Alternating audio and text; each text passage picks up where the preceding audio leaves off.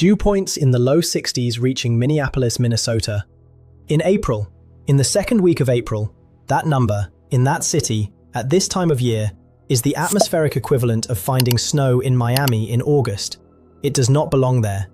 And the reason it matters so much is what happens when that kind of moisture, that deep, humid, summer-level Gulf air, collides with the wind shear that is already in place across the Midwest and plains.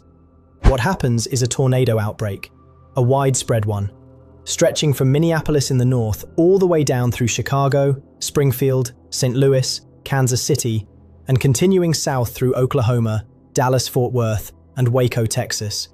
One continuous corridor. Millions of people, multiple days. This is what the coming days are setting up to produce, and today is only the beginning. Let's start with what's happening right now, because the atmosphere is already in motion across the Central Plains. The immediate threat today covers the corridor from Kansas City through the southern Nebraska and I-70 zone. Large hail and damaging winds with isolated thunderstorms. A conditional low-end tornado risk exists if any storm manages to latch onto a boundary. But the tornado potential today is not the headliner. The wind and hail threat is real.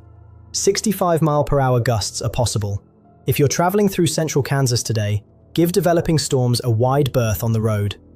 Tomorrow, the marginal threat slides north into the Omaha, Nebraska area, while simultaneously a more significant setup develops further south across Missouri and Oklahoma. Storms will fire across the Springfield, Missouri area and track back through Tulsa and Oklahoma City. The primary threat in this zone tomorrow is damaging winds, 60 to 65 miles per hour, and large hail. The tornado risk with these storms is conditional and low-end, largely because the storms are expected to be outflow dominant. But outflow dominant does not mean harmless. A 65-mile-per-hour wind from a thunderstorm and a 65-mile-per-hour wind from a tornado produce nearly identical damage. Treat the wind threat seriously, now. As we move into the next phase, across West Texas, the setup shifts meaningfully. And this is where the character of the storms begins to change. Supercells will develop to the west of Midland, Texas. These are discrete rotating supercells, not a squall line, not a cluster. Individual, organized, rotating thunderstorms. The kind that can carry an elevated tornado threat, very large hail, and damaging winds for hours as they track across open terrain. By 7 to 8 o'clock in the evening, these storms will cluster.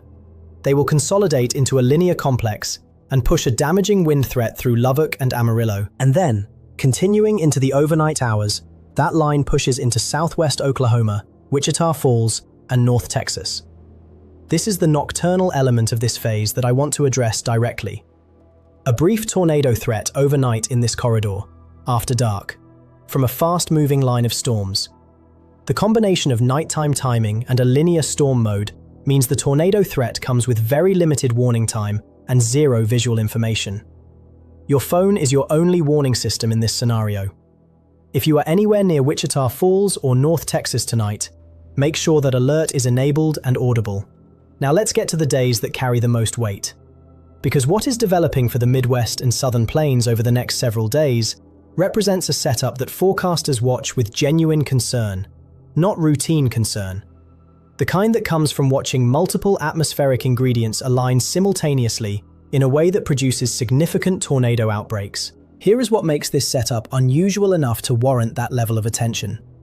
Two separate low-pressure systems, one in the Midwest, one tracking across the Southern Plains, will be operating simultaneously, each one generating its own severe weather environment, each one capable of producing organized, dangerous storms.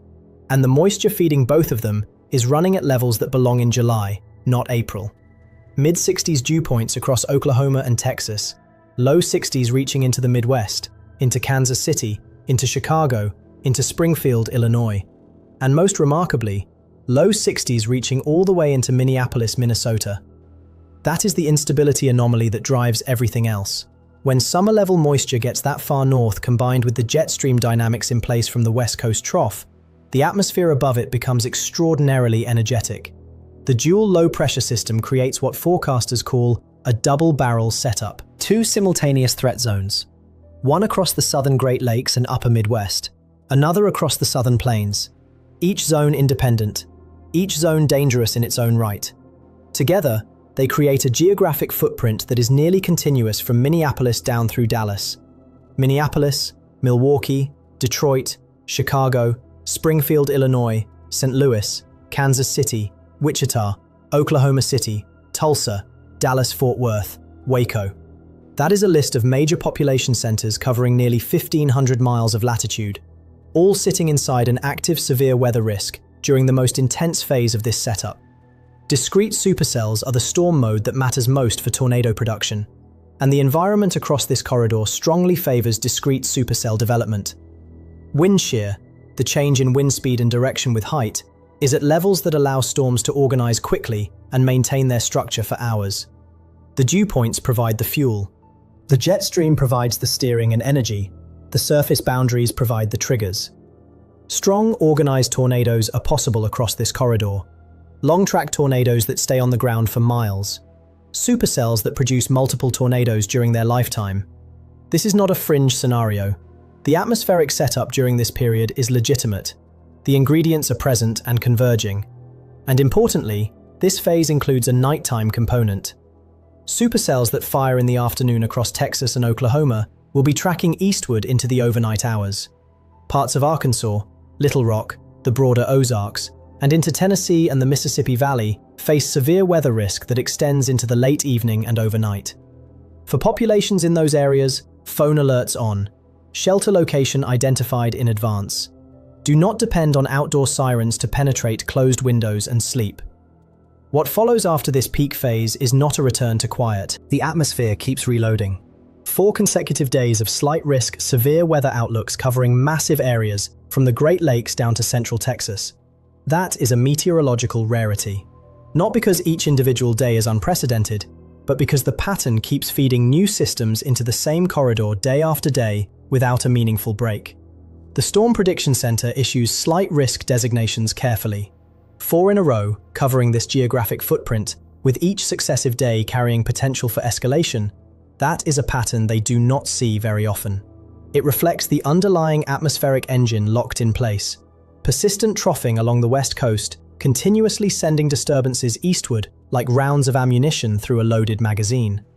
And I want to address something that might seem counterintuitive. On certain days during this stretch, the severe weather threat will feel less intense. A lower-end marginal or slight risk with mainly hail and winds. The instinct in those moments is to let your guard down, to assume the pattern has settled. That instinct is worth fighting against during the next 2 weeks.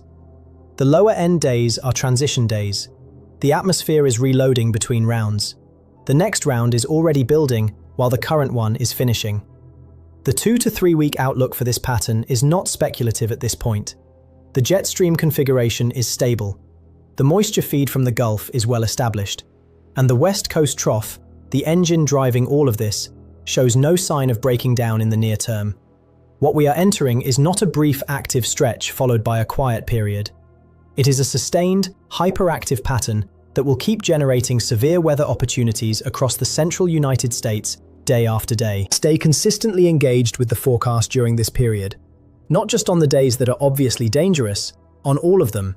Because the difference between a routine day and a significant severe weather day in this pattern can close in a matter of hours as the low positions itself and the moisture surges further north than anticipated. Here is your timeline. Today, Kansas City, southern Nebraska, I-70 corridor. Large hail and damaging winds. Conditional low-end tornado risk. Marginal threat. Watch for fast-developing storms while traveling through central Kansas. Tomorrow, Omaha, Springfield, Missouri, Tulsa, Oklahoma City. 60 to 65 mile/hour winds, large hail, low tornado risk from outflow dominant storms, marginal severe threat covering a broad area. Next phase, West Texas, high plains, discrete supercells west of Midland, elevated tornado potential, very large hail, evening cluster pushing through Lubbock and Amarillo, nocturnal line reaching Wichita Falls and North Texas overnight, with brief tornado risk. Alerts on. Know your shelter. Following days, Minneapolis through Waco, double barrel system, most dangerous period. 2 simultaneous low-pressure centers. Summer-level moisture reaching Minneapolis. Discrete supercells strongly favored. All hazards on the table from the southern Great Lakes through the southern plains. Nighttime severe weather into Arkansas, Tennessee, and the Mississippi Valley. 4 consecutive days of organized severe weather activity. Beyond that window, pattern continues reloading through mid to late April. No break visible. Stay consistently informed and prepared throughout. We will be tracking every day of this closely. See you in the next update.